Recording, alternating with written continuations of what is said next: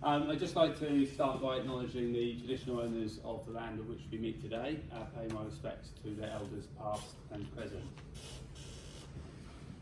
The actual name Nuyina is a Palawakani name meaning Southern Lights in the local language of Tasmanian Aboriginal people whose customs carry on today. I should also say that obviously I've done this job for 2 years now, and some of the audience, I'm looking over towards the A&T guys, have been involved in this project in their consultancy capacity for quite a few years. I think we're probably in about year 10 now since this first few drawings came along, so it's been a long road, but we are definitely coming to the end. What I'll do to start off is just a video of some of the activities that we do in Antarctica. It's just a short 2-minute video just to sort of whet the appetite for the activities of the Australian Antarctic Programme.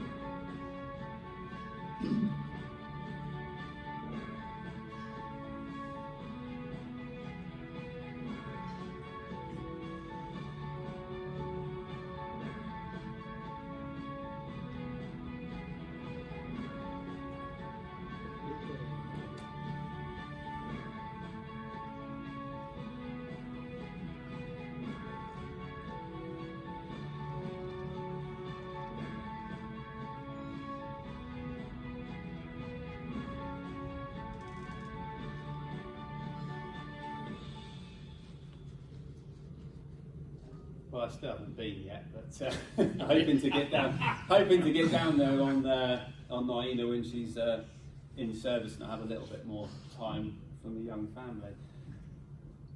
So this is just a bit of an overview of the presentation. It's a slightly different format to some of the other ones we've done. I've tried to keep the overview stuff and construction update, but I've also added a few technical case studies down at the bottom, which sort of dives a little bit into the technical challenges that we've had with this project. So the first thing I'll look at is the shipping requirements for the Australian Antarctic Programme, the drivers for the new ship capability, an overview of the Nuyina design, a bit of an update on the construction of where we're at the moment. The ship's being built in Galați in eastern Romania near the Black Sea, Danube River.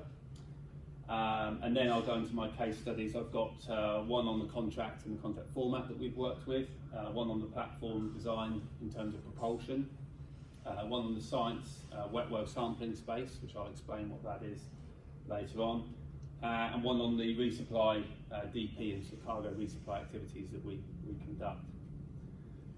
So beginning with the shipping requirements, these are the sort of list of things that we do and we use our ship for. The first one is fundamentally resupply our stations, our three Antarctic mainland stations and our sub-Antarctic station at Macquarie Island. We resupply them with fuel and solid cargo principally, but also sometimes drinking water. This is an overview. It's probably not that easy to see here, but our stations and where we are in Hobart. So the ship's based in Hobart. Macquarie Island is a relatively short hop compared to the main continent. Casey Station, Davis Station and Mawson Station, all in eastern Antarctica. This is Casey, overhead shot of Casey. Now, I'm going to show you some examples of the resupply activities we do, but these photos aren't necessarily specific to the station. Let's start again. The photos I'm showing you are specific to these stations, but we do these activities at almost all the stations. So there's a need to do the same sort of thing at different places. So one kind of resupply that we do, this is obviously the Aurora, is an overwater landing barge resupply. We've also got a fuel line going ashore there to resupply the station with its diesel. This is Davis. Now I've got a few shots of Davis. Davis is a bit of a special case because we go in early season, which we've just finished doing, when the sea ice is still there. This is a later season shot where there's a bit of open water. I mean, mostly it's just the track of a ship, to be honest. This is a kind of typical Davis end of season resupply where we've got helicopter operations. We've also lifting something. We've also got, looks like a lark there as well. That's quite unusual. And this is live hot the press, as it were. This is this season's Davis resupply. 2 weeks old, this photograph of the Aurora in the fast ice, and we're doing the resupply over ice. So that's again different. We're loading everything onto the ice and transferring it, if it's on wheels, driving it, or loading it onto a handling moving device. So this is us loading a new Grove crane onto the ice and driving it back to Davis Station. This was probably only about 10 days ago this photo was taken. Let's skip. So and the third station, Mawson, is a little bit different. We go very close to the shore. Many of you probably have heard of the incident a few years ago now where the Aurora was beached on the rock at Mawson. So this is a close proximity resupply of the water. It's a landing barge, floats, unifloats I think they're called, and that's loading an excavator onto those to transfer to shore. We've also, it's quite hard to see there, there's the buoys for the fuel line, but it's a better shot of what we do there. So that's an over water diesel transfer to Mawson. And finally, Macquarie Island, which is situated in the isthmus at the northern end of the island. This is a particular challenge because it's in the sort of middle of the Southern Ocean, and the waves, there's nothing like that's the only bit of land for thousands of kilometres. So it's very rough, and it's almost always a big sea state there. We use a different technique there. We use amphibious larks landing craft where we load those up, transfer them to shore, and they drive up the beach, unload them, and then they go back empty, or with RTA, return to Australia cargo, to go back to the Aurora to do it all again. So that's a very particular fleet of vessels that we have purely and dedicated to a once a year resupply. So these are not, it's a big operation. A secondary, a very important one as well as transferring expeditioners. And you saw in the video there was a shot of the A319 landing at our ice runway near to Casey Station. But we still, so that's one way, I just put it in because it's a great photograph, I think. But that's an increasingly popular way of getting people down there, especially sort of VIP people that we send down there. They tend to get down there because it's too long to go down by ship, but certainly our full-time expeditioners, scientists, mechanics and tradespeople and station management, they all transfer still by the ship. And when they get there, the final little bit of the journey is typically in an IRB like this, or in the Nuyina, a slightly more exotic craft that we've got planned for it, but it's still fundamentally a small boat journey to get to the final destination. Just briefly, we are a floating hospital as well. We do have medical facilities on board, and this is just a shot of what the Aurora looks like. I don't have any shots of Nuyina, but the facilities are considerably larger and more plush now. But we do have occasionally do medical evacuations, and we do act as our own hospital facility to complement the stations. Now, this is one of the most important areas. Increasingly so. It's not such a big part of the Aurora because of how much time she spends doing resupply, but marine science is increasingly important in what we do. Some activities that we do, stern trawl, generally catching krill or fish for analysis or population observation. This is a CTD rosette, so this is measuring seawater conductivity, temperature, depth, pressure to understand various things. It's a bit above my level, but it's really about the density at various depths and whether there's glacial water being introduced and what effect that might have on population of and patterns of breeding patterns, for example, of fish. And then the big thing is the krill, because it's a sort of cradle of life in the Antarctic. So it's a big part of what we do at the moment, but it's quite inefficient on the Aurora. It's quite a haphazard process that doesn't really always achieve what it needs to. So there's a bit about that later on. And observation of whales and seabirds and things like that is an important part of what they do, as well as atmospheric and light monitoring, and particularly with climate change and issues of what Antarctica has, the impact it has on Australian climate. The monitoring of that is increasingly important. We also do a secondary government support role, so that in our contract we have a few features that provide humanitarian support, for example, logistic support for disaster relief. So there are some drivers in that as well. We are on contract with the programme for about 200 days a year, which leaves a fair amount of time potentially to support other activities. So moving on, drivers for new ship capability. As we've already said, the Aurora Australis is much loved, but 30 seasons in, she's certainly showing her age. The Southern Ocean, Antarctic, not an easy environment, and it's definitely now at the end of its life. We also have this document, which I sort of put the front cover down there, which is Antarctic Strategy and 20-year Action Plan, and that really is envisages a huge investment in Antarctic activities over the next 20 years. And to do that, the Nuyina is a particularly important part of that. It requires increased cargo capacity, and that's not just to deliver the sort of food, medical supplies, maintenance equipment, things like that, plant, but it's also to deliver science capability. For example, we're going to traverse the continent to do ice drilling for a million-year ice core.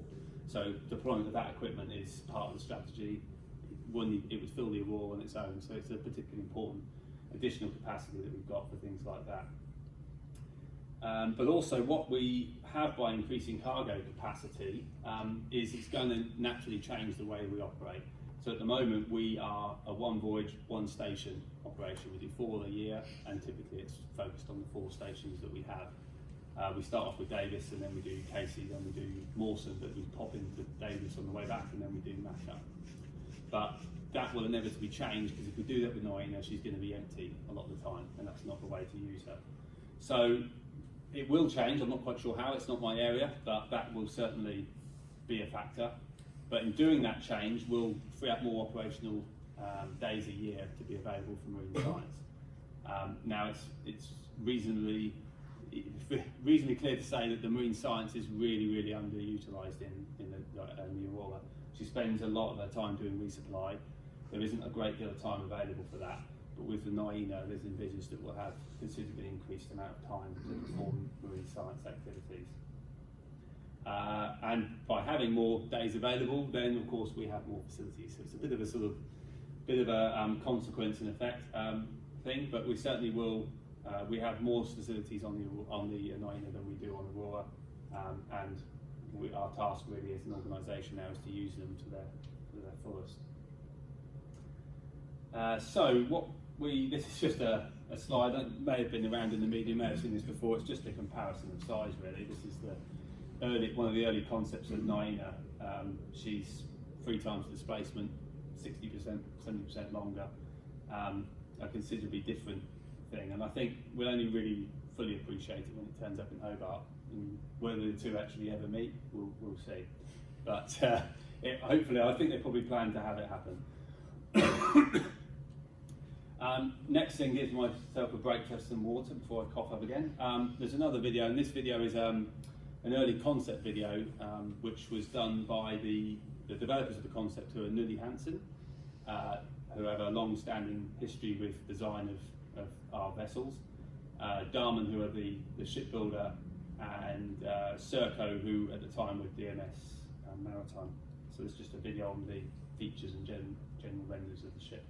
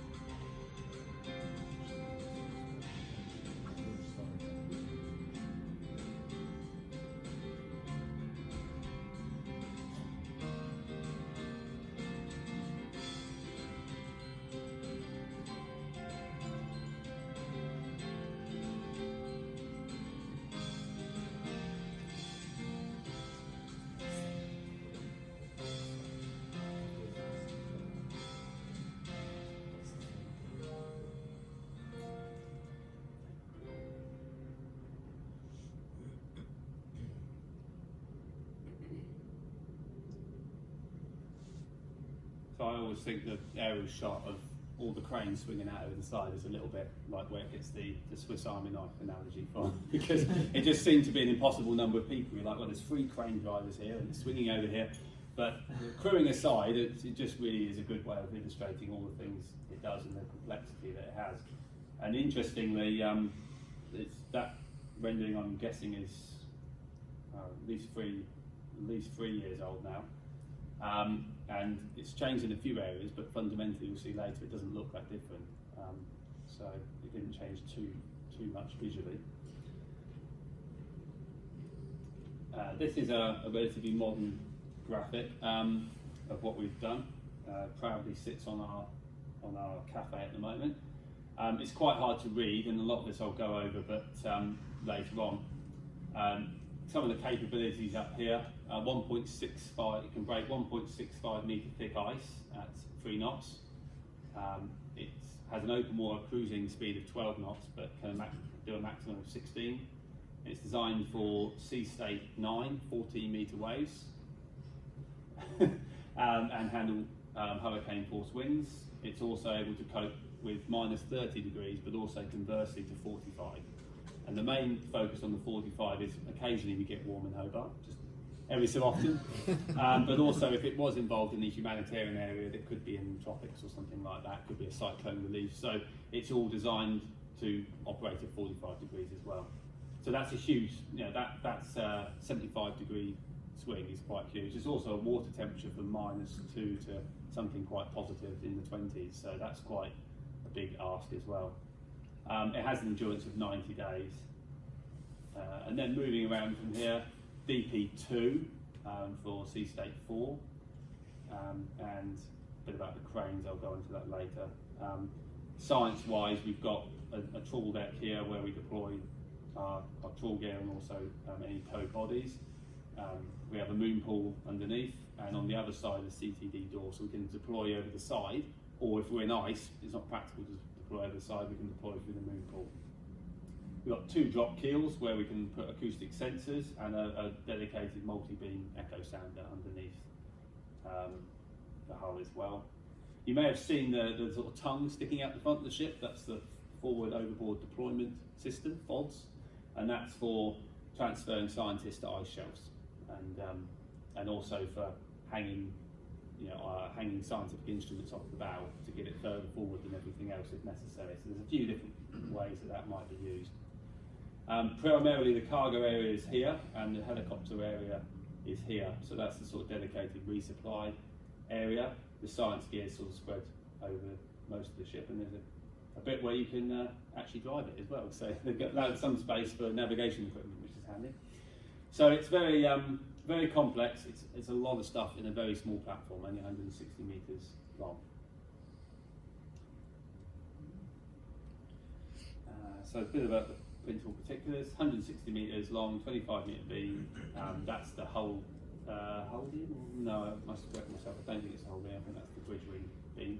9.3 meters draft, 25,000 ton loaded displacement. It's about 16,500 ton light ship. So it's quite a high percentage of light ship compared to fully loaded draft, which is not untypical for an icebreaker passenger ship, cargo ship.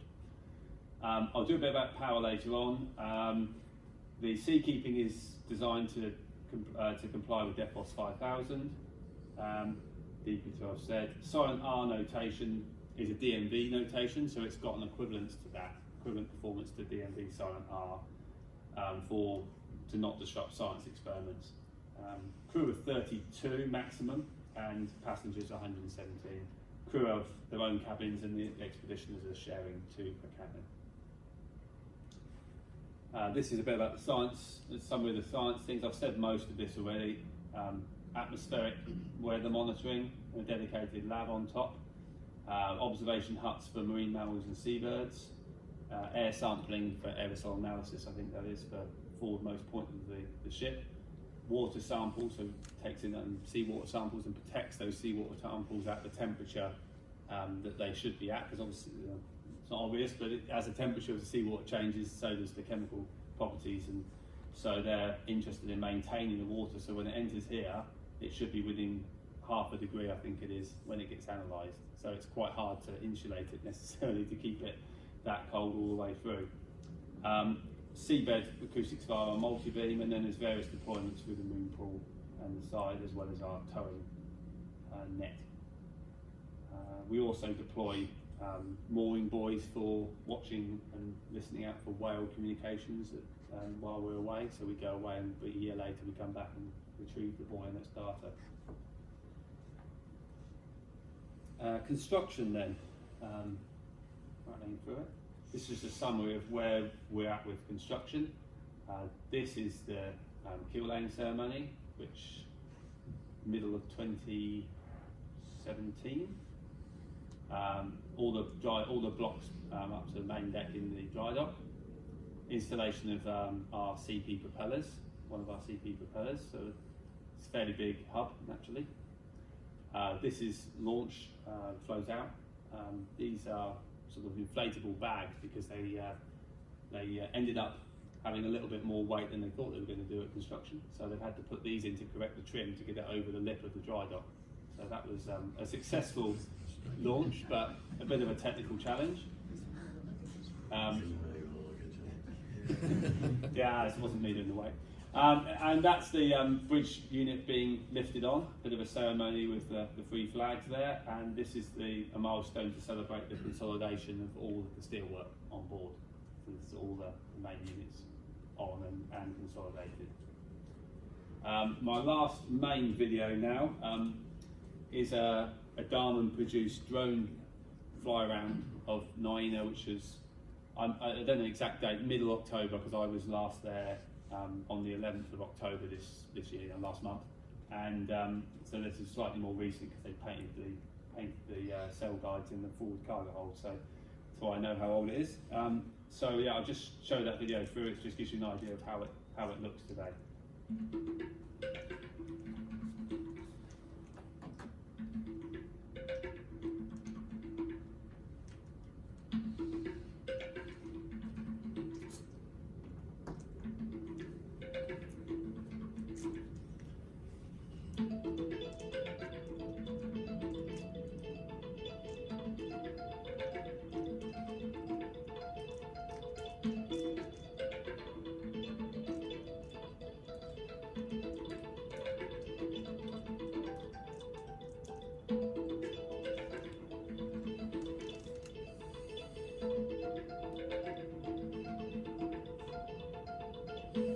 So our cargo holds, we've got two cargo holds, one dedicated for containers, the other one more great bulk and general cargo.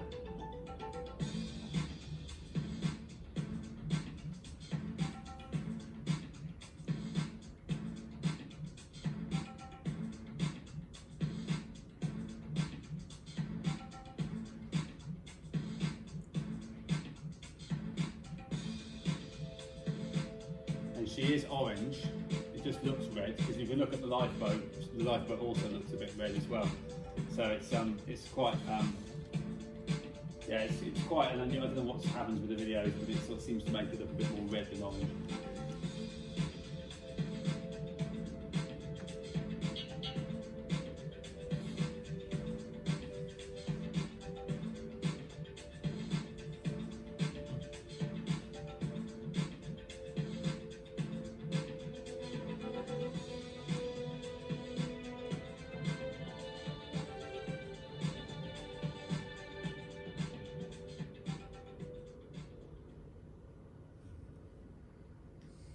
So he's looking pretty impressive, I think,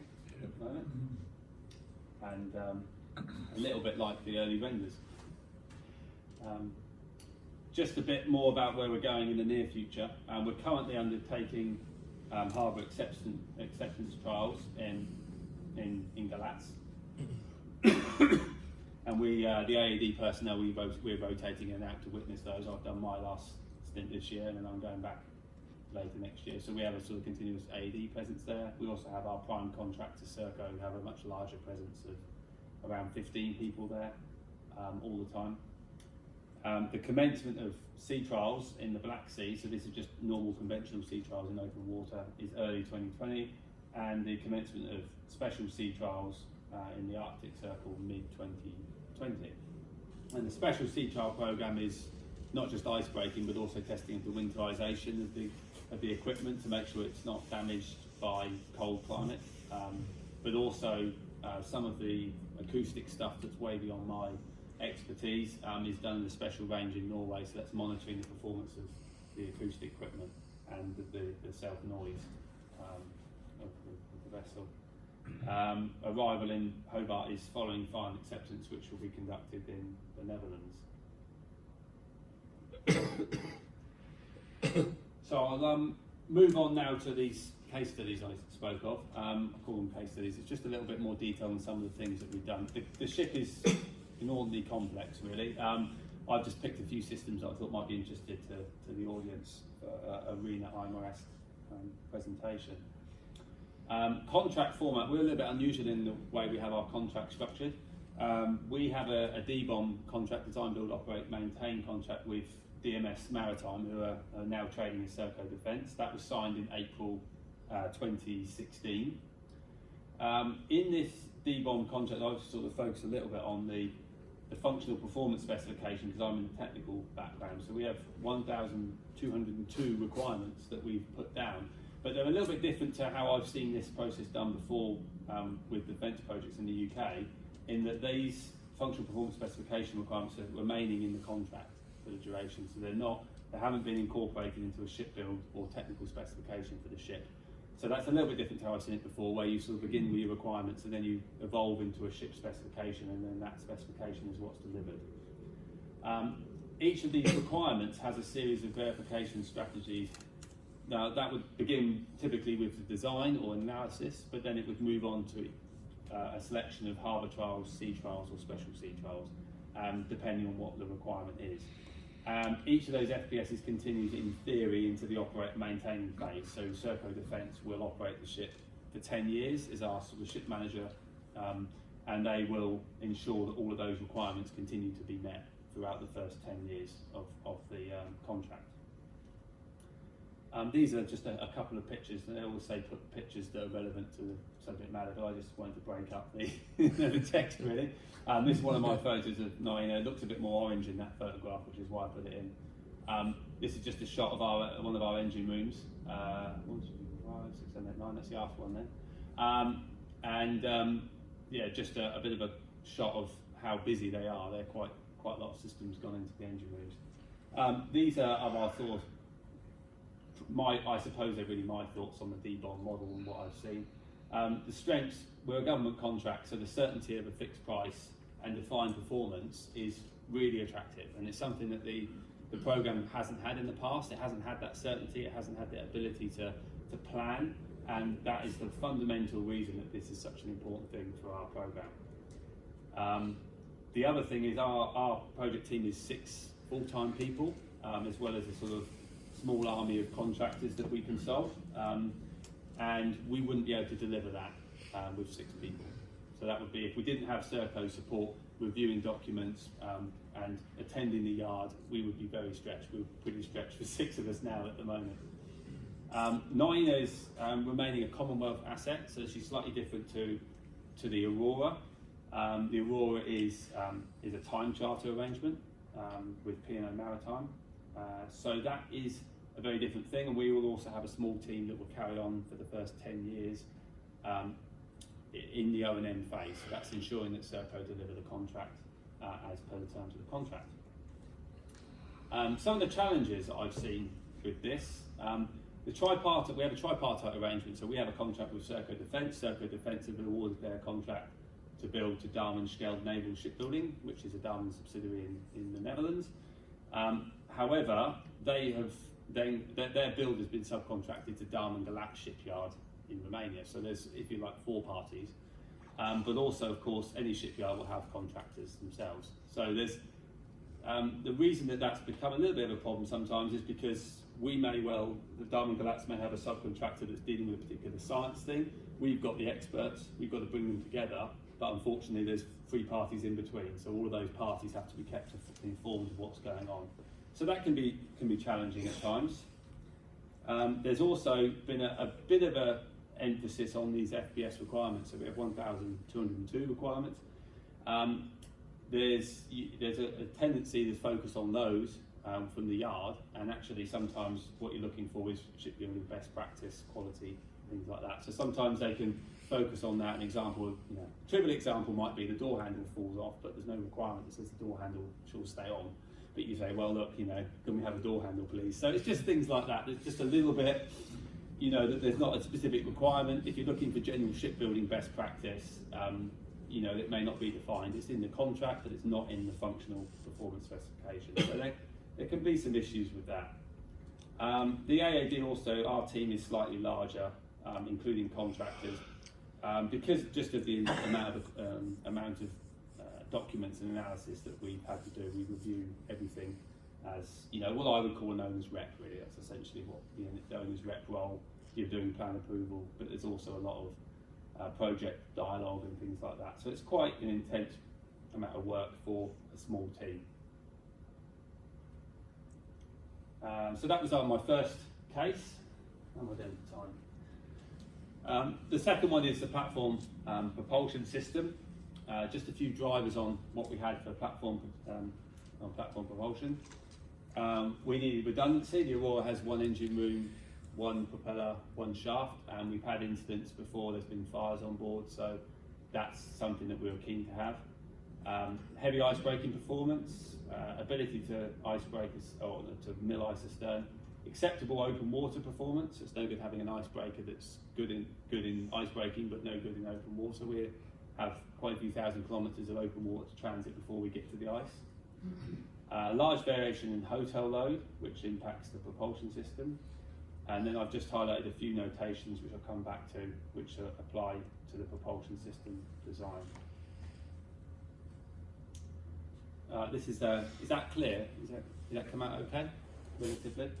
A bit of an overview of a schematic view, almost really, of what our propulsion system is.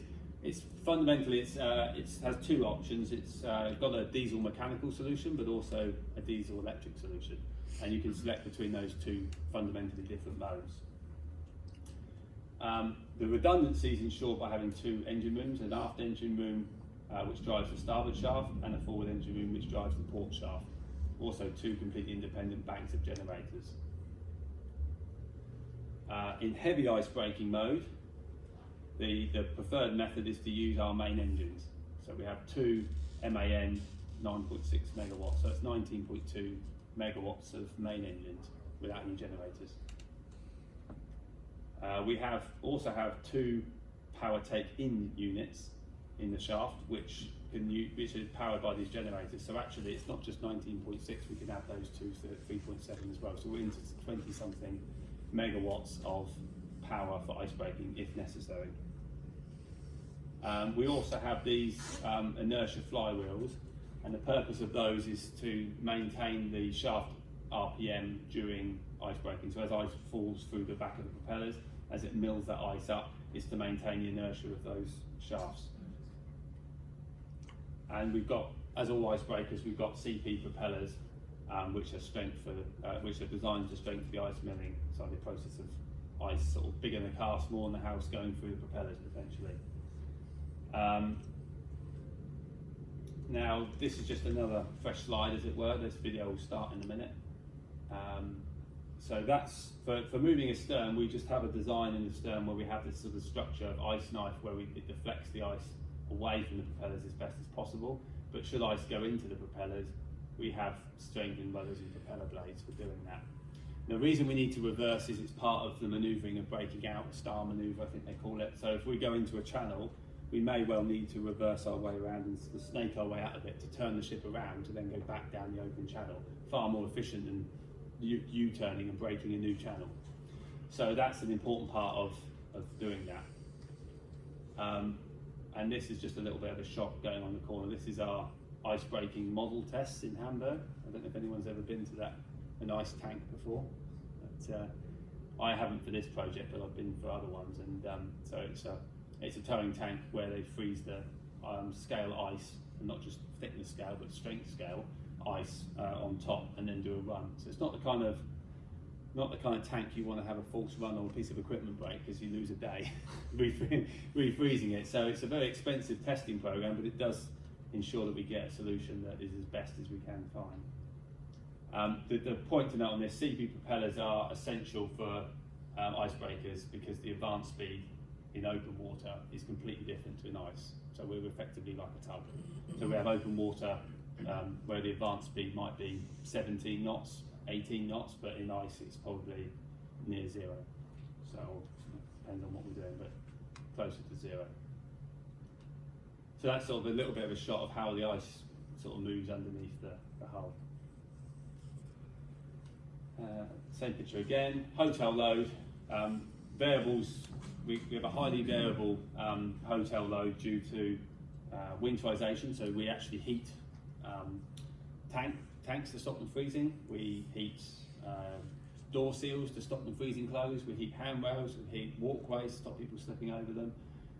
We have a huge amount of winterization of equipment to stop it, to allow it to function properly at -30. Naturally, the HVAC load of -30 is completely different to +45, so there's a huge variation in HVAC, whether it's AC or heating. And systems, we've got a large number of systems that are power hungry. DP systems, 6 thrusters that will use a bit of power, cranes, trawl gear. So it's a hugely variable amount of hotel loads, from just open sea water with nothing on to DP mode with cranes, for example. That's skipped. After engine room, we've got 2 3 megawatt engines, and the forward engine room we've got a 3 and a 2. These PTI units I described before are also PTO, so we can also take generated power from the main engines if we needed to. So there could be a mode where we operate in open water where those engines are on, these engines are all off, and we run with the hotel load coming from these 2. Which is actually a good way of doing it, because these engines are huge and will take you don't need anything like the full capacity of those engines to go 16 knots in open water. So really, for efficiency, to get the MCR up, you would want to have these 2 running if you ever did transit on a mechanical solution. A bit about the notations, DP, which obviously has a huge power load, crew comfort, which has led to quite a few resiliently mounted items, which also were essential for the silent R notation. The double engine room solution helps us with the propulsion steering machinery redundancy notation. And eco-wise, we achieved the SOx notation with the fuel type, but the NOx notation, the IMO tier 2, the generators are compliant on their own, and the main engines have a sort of scrubber SCR system.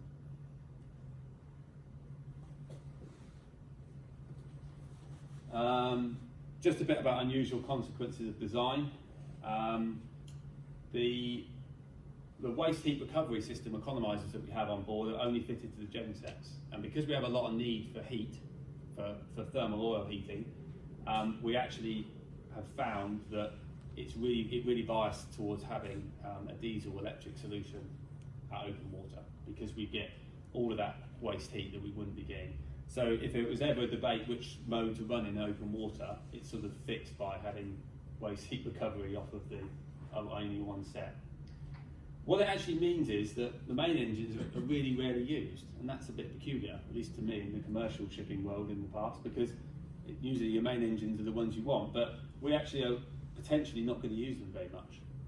And because of that, there's some peculiarities in the regulations on service tank capacity and oily bilge capacity. Both of those are governed by installed power, and we have so much more installed power than we need in all cases that we end up having a requirement for a service tank that's way too big and oily bilge capacity that's way too big. So we've had to go through exemptions on those because we aren't compliant with them, because the service tanks would be impractically large.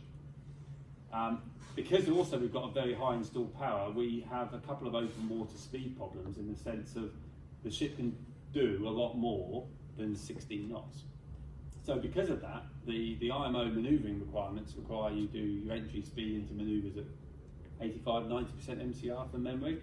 But if we do that, we go 20 knots, and we're never going to go 20 knots. So it's a bit of a peculiarity in the sense that we have to work around the regulations, because as an icebreaker we don't really fit. The other thing is our scantling speed is actually 16 knots, but we may be able to do 20. So we may have to limit what we do, because our scantlings are only designed for 16 knots.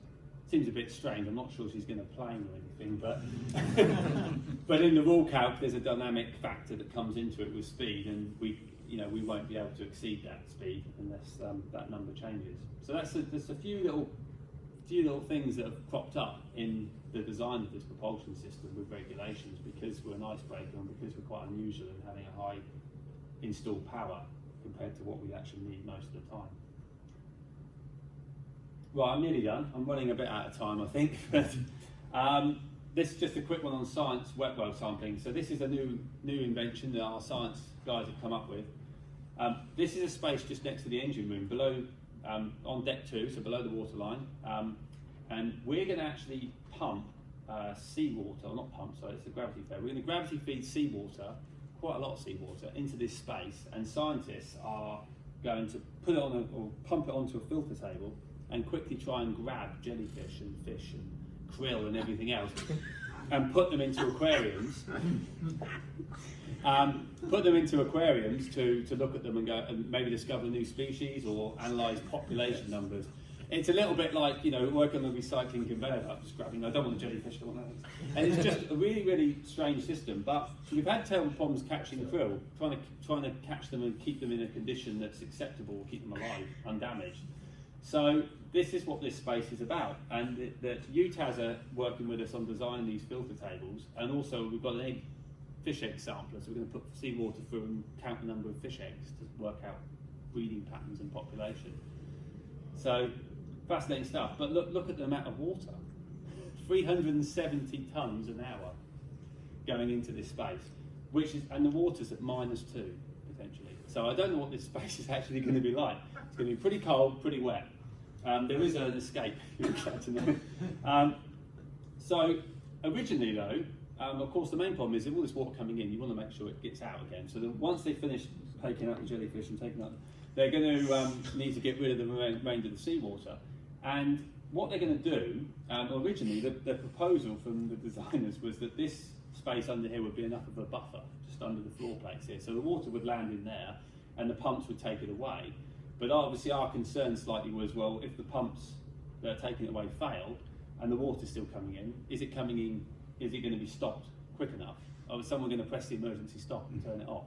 So luckily, sensibility took over. We now have a 30-tonne double bottom tank. So the water will come in, go down, drain immediately away, and then fill up the tank. And that's 5 minutes worth of capacity. So a 30-tonne tank will be done in 5 minutes at deep draft.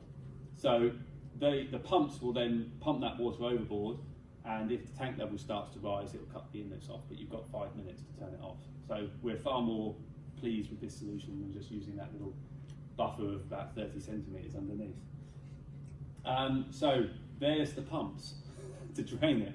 500 cubic metres an hour each of them. So they're redundant pumps. One will kick in on standby when the other one is failed potentially. They're the biggest pumps on board. So we do bilge, we bilge, ballast, fuel transfer, which we pump uphill and across a 5-kilometre hose or something. All of those pumps are smaller. These are the biggest pumps on board. They actually double them up to pump the firefighting water out the hold. So if the drencher goes off in the cargo hold, these pumps will cut they'll cut the wet well supply if that happens to be going on at the same time, and they'll be dedicated to pumping out the cargo hold of its firefighting water. So yeah, that was a quick one, but a quick go through, but it's just quite an impressive thing. I mean, it's going to be incredible if it works. They joke that they say they really wanted it as a pipe dream, and they were just hoping that they might get one of the 3 pipe dreams they had. They got them all.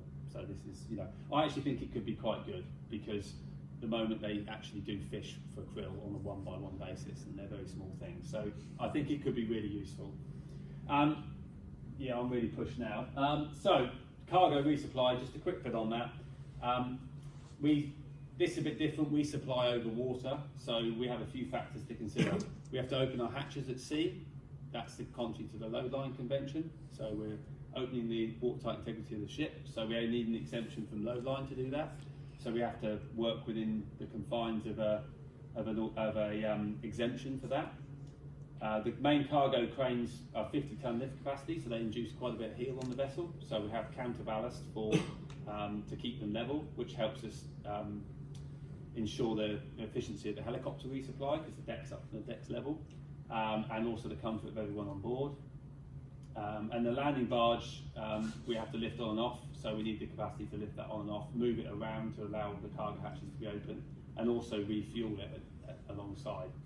So hugely complexity. I've probably only touched on half the complexity of this. Bit on resupply. We have the potential that we can't get to a station because it's locked in with ice. So there's a couple of alternatives that we've designed into the ship. If we go to the first station that's locked in, all the cargo for that station will be on top. So we have to be able to get to the cargo underneath. So we have the ability to lift cargo onto other hatches or put it into other alternative positions to access cargo underneath. So if we decide, Davis, you can't get in, we're going to go to Casey, the Davis cargo, when we get to Casey, can be moved out the way, lift the Casey cargo out, put the Davis cargo back in.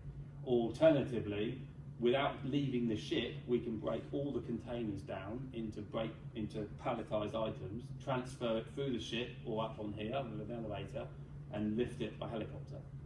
So it's an incredible capacity that we can actually take, be pretty slow, but we could decide to take all of our containerized cargo out via 2 helicopters and have 2 helicopters running in tandem. So it's a hugely flexible scenario, because once we've done this transit down south, the last thing we want to do is turn back and can't do it. Our watercraft, we have 3 personal transfer tenders that are going to transfer expeditioners to shore, 8 at a time. We have our landing barges, which will transfer cargo over water, either in containers or on ro-ro, and that's a sort of low-ro philosophy of lifting it on and then rolling it off when we get to the station. That's different to the current arrangement where our barges don't row because they don't have a ramp. So part of the associated elements we have is a ro-ro ramp at each station. And a science tender, this is a small science tender that we use for close to shore, subsea and science experiments. Okay, I'm nearly done. So really in summary, it's not just a new Aurora Australis, it's a vastly increased capability in cargo, fuel delivery, science delivery. A very significant investment in our Antarctic program, and so much complexity in a small platform has led to a few challenges, and it will require smart operation in the future to fully utilise all of Nuyina's capability. And I think it makes it really one of the most eagerly anticipated ships in recent years, and it's a real privilege to be over here and working on something so exciting. Thank you very much.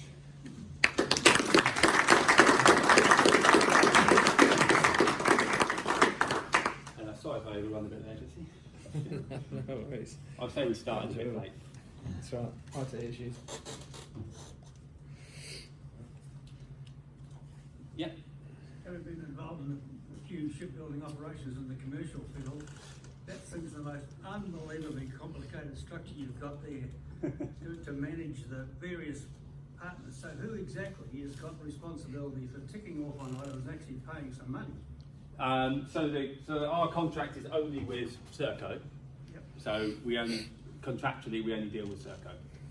So their responsibility is to deliver the platform and make sure it meets all our requirements. So they've got the full authority and responsibility for ticking off the items that they go through. Yeah, although obviously we tick them off and tell them yes, we're happy with that. Yeah. But yeah, in terms of contractually, it's us and Serco. Serco are our prime contractor. Darman, in theory, we shouldn't ever talk to.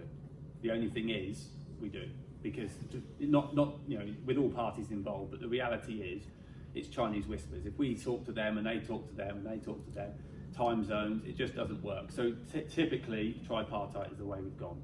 All three parties in the room, either physically or via VTC. And that's a twice weekly thing at times. It has been. And there's a fixed price for all of that. Fixed price for between us and Serco, and obviously the terms of Serco to Darman and Darman to their subcontractor. Who knows? We don't. It's not our privilege, but. Good luck.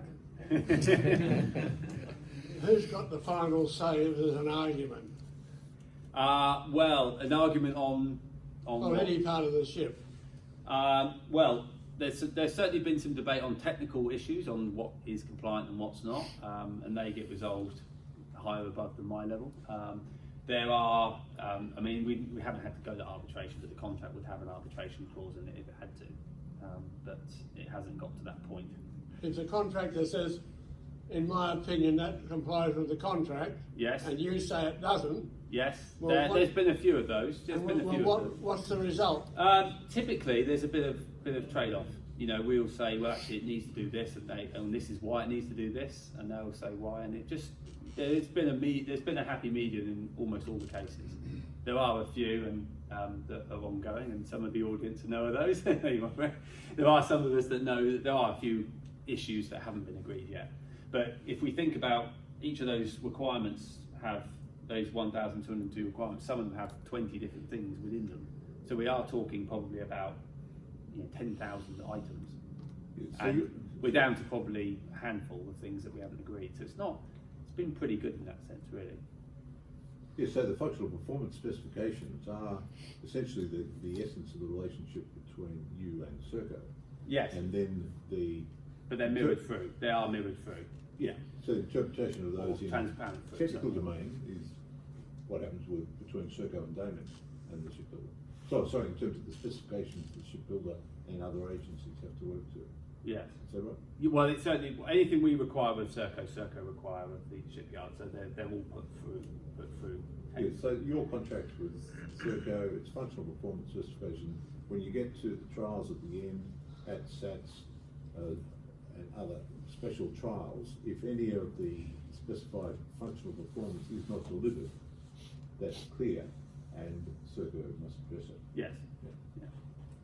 Yeah. I mean, the reason that Serco have been appointed is because it's to provide the service on a prime contractor, because really the AED doesn't have the resources to act as in their position. Yeah, and Defence has used this model for 3 existing ships that are in service, 2 relating to submarine escape and rescue, called